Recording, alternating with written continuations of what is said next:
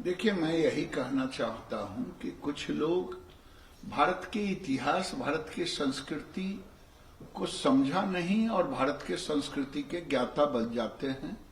जो लोग विदेश से जब आते हैं तो भारत में ज्ञान बांटते हैं। सनातन भारत पूरा विश्व गुरु रहा है। विवेकानंद को शिकागो में देखें, यही हिंदुत्व है, यही हिंदू है। अगर आरएसएस को गाली दे रहे हैं, आरएसएस को समझना शायद उनके लिए इस जन्म में तो नहीं होगा। आरएसएस भारत की संस्कृति, भारत के सनातन परंपरा का एक तरह से विचारधारा को प्रतीक है। अगर आरएसएस को समझना है, हिंदू को समझना है, हिंदुत्व को समझना है, तो भारत के सर्वे भवन्तु सुखिनः को समझना पड़ेगा।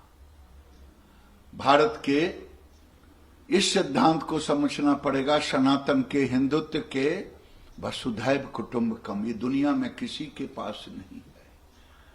कोई गाली दे रहे हैं कि राम नाम लेने वाले काल में ही हो गए, ये राक्षसी हैं।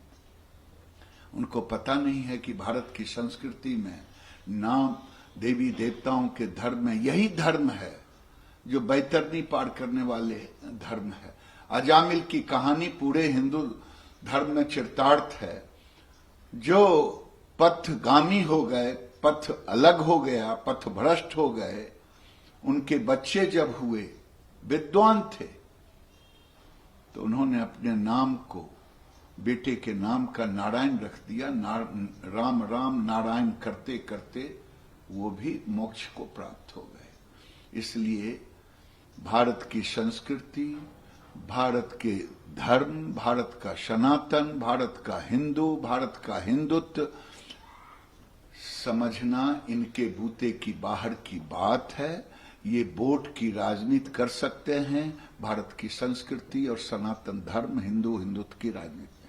हीरा जी तंकी संगठन से जोड़ दिया था, एक किताब लिखी उन्होंने अयोध्या पे, और इसके बाद अब राहुल गांधी। मैं तो आपको कह चुका कि दुनिया में कोई धर्म नहीं है जिसका सिद्धांत प्रेम का हो, वसुधैव कुटुंबकम का हो। कौन सा धर्म है?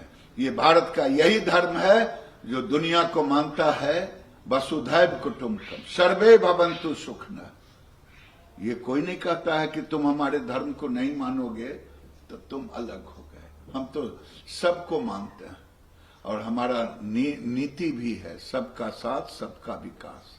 हमारा ये नहीं है कि हिंदू धर्म को गाली दें और वोट के लिए किसी और को खुश करें।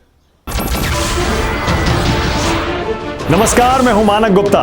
अगर आपको हमारा ये वीडियो पसंद आया हो तो इसे लाइक और शेयर जरूर करें, और हां, हमें सब्सक्राइब और फॉलो करना ना भूलें ताकि आप देश और दुनिया की कोई खबर मिस ना करें। तो जुड़े रहिए हमारे साथ और देखते रहिए न्यूज़ 24।